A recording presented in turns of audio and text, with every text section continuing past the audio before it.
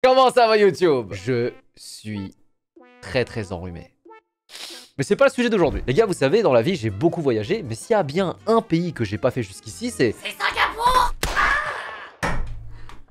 C'est l'Australie. La raison principale, c'est que j'ai jamais vraiment eu l'occasion d'y aller, mais c'est aussi parce qu'il y a une partie de moi qui me dit...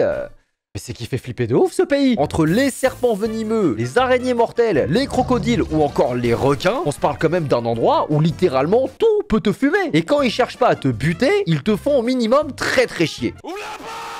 Bref, c'est bien connu, hein, la cohabitation entre humains et animaux là-bas, c'est un petit peu un combat constant. Et l'histoire que je vais vous raconter aujourd'hui reflète parfaitement ça. Les amis, aujourd'hui j'aimerais vous parler de ce qui, à mon sens, est le conflit le plus ridicule de l'histoire, la guerre des émeus. En gros, c'est l'histoire de comment des soldats surentraînés de l'armée australienne se sont retrouvés en guerre face à des oiseaux et ont perdu. Et les gars, c'est pas une blague, hein. Quand je vous dis que c'est une guerre, je vous parle vraiment d'une guerre, puisque les affrontements ont duré plusieurs mois. Et la guerre des émeus a tellement marqué l'histoire de l'Australie qu'aujourd'hui il y a des pièces de théâtre, des jeux vidéo ou encore des films sur le sujet. Bref, vous allez voir, il y a rien qui va dans cette histoire. C'est un épisode de South Park le bail, mais je vous préviens, vous allez vous régaler. Bref, moins de blabla, plus d'histoire, c'est parti.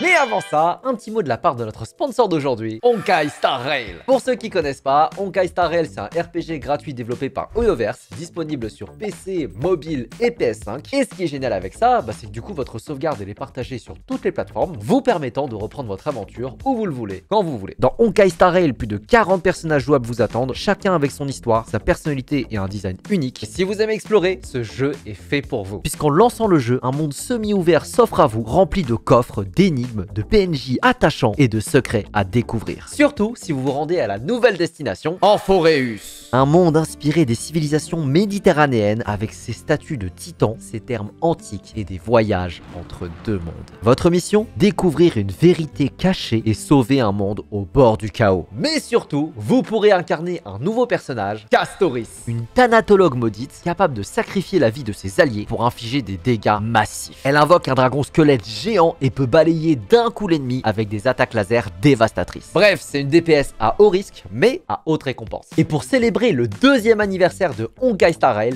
tenez-vous prêts parce qu'il y a plein de surprises. Vous aurez le droit à 30 tirages gratuits, un événement mondial avec un perso 5 étoiles gratuit au choix, et même un événement IRL sur Paris début mai. Ah, et ça va faire plaisir aux fans. Voilà, merci beaucoup Honkai Star Rail pour la confiance. Si jamais le jeu vous intéresse, je vous laisse un lien en description. Et maintenant, on passe à l'histoire. Attention, on est en 1932 et c'est la grande dépression. Pour vous donner un peu de contexte, on est quelques années après le krach boursier de 1929 et les USA, ils vont pas bien. Là-bas, le chômage est à son paroxysme, le dollar est fortement dévalué et du coup, ils sont obligés de diminuer leurs importations et de taxer comme des porcs le peu de produits restants venant de l'étranger. Alors pourquoi je vous parle de ça? Eh bien parce qu'en fait, parmi ces pays importateurs, il y a l'Australie qui dépend beaucoup de ces importations, surtout dans le secteur de l'agriculture. Puisqu'après la Première Guerre mondiale, énormément d'anciens soldats là-bas se sont reconvertis dedans, sauf qu'avec la crise, en fait, il y en avait plein qui n'arrivaient plus à en vivre, quoi. Bref, tout ça pour dire que les choses ne vont pas bien, et c'est ce qui explique la grande exode rurale de cette période où full paysans étaient partis en ville pour trouver un nouveau job. Sauf que certains décident de rester sans savoir ce qui les attendait.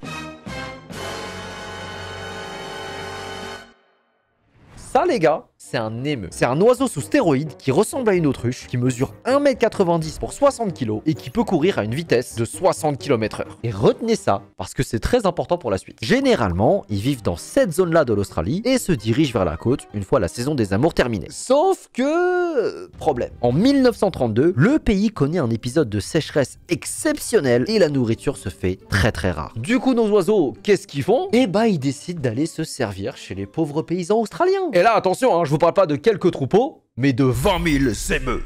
C'est bon? Et du coup, ces 20 000 émeus, ils débarquent dans les fermes australiennes comme des putains de bulldozers. Et vas-y que je défonce tes clôtures, que je bouffe toutes tes récoltes. Et pour ne rien arranger, vu qu'il n'y a plus d'enclos par leur faute, c'est open bar pour tous les rongeurs qui peuvent aussi maintenant venir en profiter. Ah oui, toujours plus en fait. Bref, tout ça pour dire qu'ils ont fait un véritable carnage dans tout le pays. Et que si j'en crois mes notes, les émeus ont provoqué des dégâts dans l'agriculture évalués à plusieurs millions de dollars. Combien? La situation est devenue insoutenable Il faut faire quelque chose. Du coup, ils demandent de l'aide au gouvernement, sauf qu'au lieu d'aller voir le ministre de l'Agriculture, eux, ils se sont dit « Oh non, non, non, non, non, ça c'est un job pour l'armée !» Après tout, c'est des anciens soldats. Et c'est comme ça qu'ils ont contacté le ministre de la Défense, George Pierce. Les paysans, ils voulaient vraiment que l'Australie parte en guerre contre les émeus.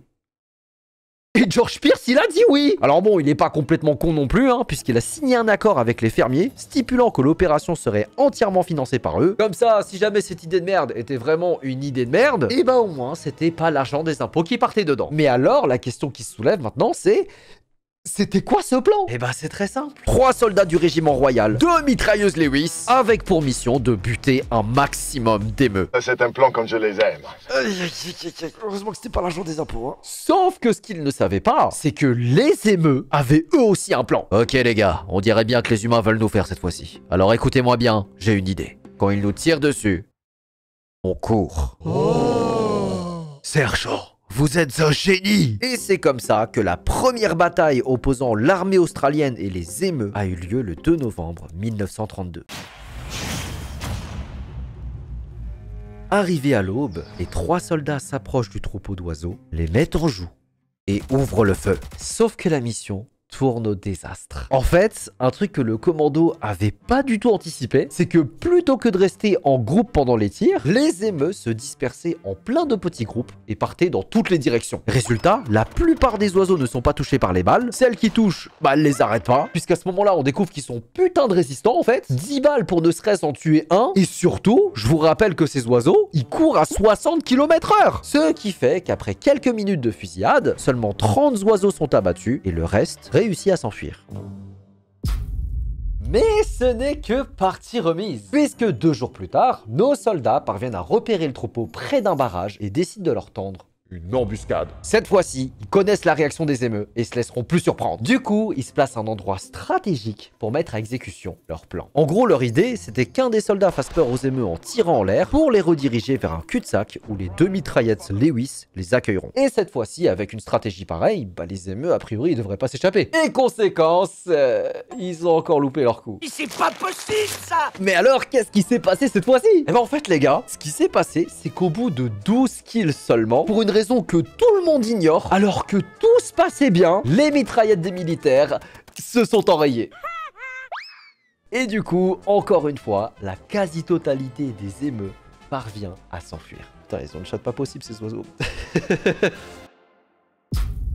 Bon, jusqu'ici, c'est pas ouf pour nos 3 petits soldats. Et du coup, dans les jours qui suivent, nos 3 joyeux lurons décident d'aller dans le sud du pays, où les oiseaux avaient la réputation d'être un peu plus dociles. Et vous vous en doutez, ils se sont encore foirés.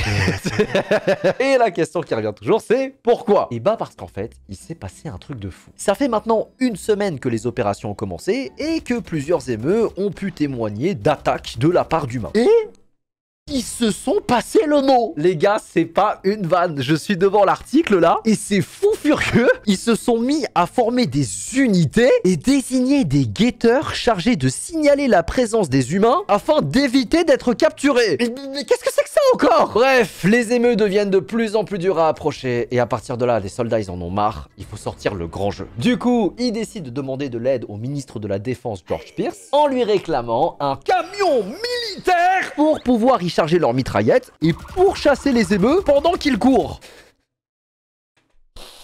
Le plan, c'est un soldat au volant, un soldat à la mitrailleuse et le 3e qui dirige les opérations. Qu'est-ce qui pourrait mal se passer? Eh bah tout.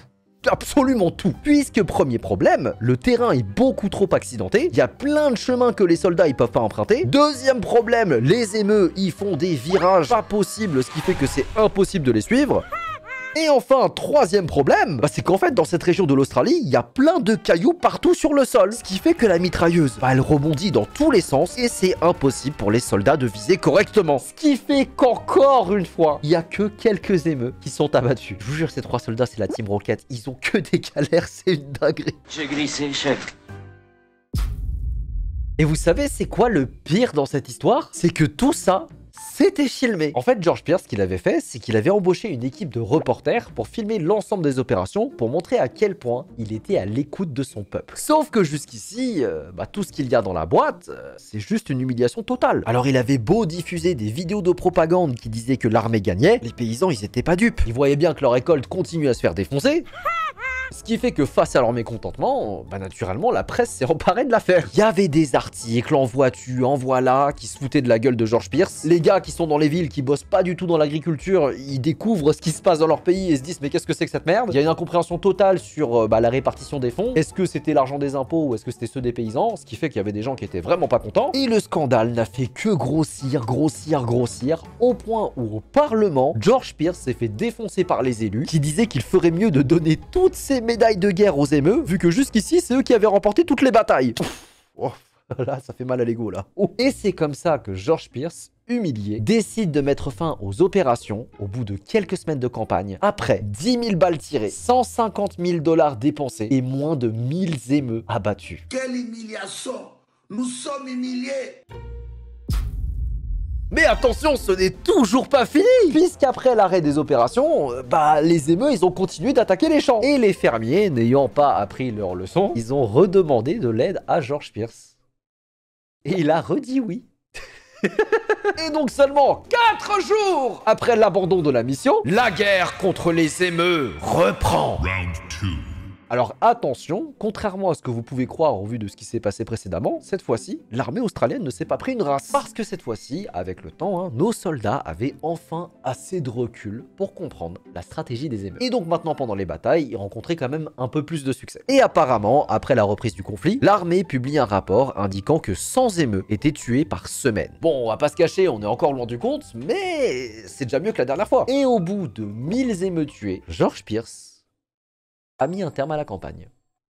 Hein? Une reprise de conflit juste pour 1000 piafs. Comment tu peux en avoir rien à foutre à ce point-là? Je sais pas, t'as repris la guerre, fais les choses bien, non? Bon, c'est pas si mal.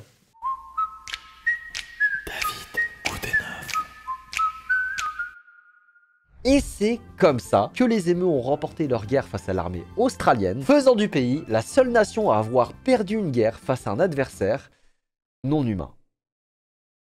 Oh, la honte. Pendant les années qui ont suivi, les oiseaux ils ont continué à ravager les récoltes. Et pour contrecarrer ça, le gouvernement met en place un système de récompense pour chaque émeute tué. Le but, c'était d'encourager les fermiers à faire le sale boulot eux-mêmes. Et mine de rien, même si c'était pas facile, ça permettait quand même d'arrondir les fins de mois pour certains. Mais en dehors de ça, le gouvernement n'allouera plus jamais aucune ressource pour cette guerre qu'ils avaient déjà perdu 2 fois. Nous sommes humiliés! Et voilà, c'est tout pour la vidéo d'aujourd'hui, j'espère qu'elle vous a plu. Alors les gars, je vais pas vous mentir, cette histoire elle m'a régalé, parce que franchement je la connaissais pas. En fait moi ce qui me tue dans cette histoire c'est qu'elle a aucune logique, tu vois, c'est comme si aujourd'hui la France partait en guerre contre les pigeons. Et Dieu sait qu'ils sont chiants. Et puis même je commence à trouver mes marques dans les vidéos storytime, c'est un truc que je faisais pas souvent avant, mais que je commence à aimer de plus en plus faire. Donc si jamais vous aussi vous kiffez, n'hésitez pas à me le dire en commentaire surtout, comme ça je pourrais vous diguer d'autres histoires à vous raconter. Mais comme d'hab, si jamais la vidéo vous a plu, n'hésitez pas à vous abonner et à me laisser un pouce bleu. Merci encore à Honkai Star Rail pour la confiance, n'hésitez pas à checker le lien en description. Et moi je vous dis à très bientôt pour une prochaine vidéo. Peace!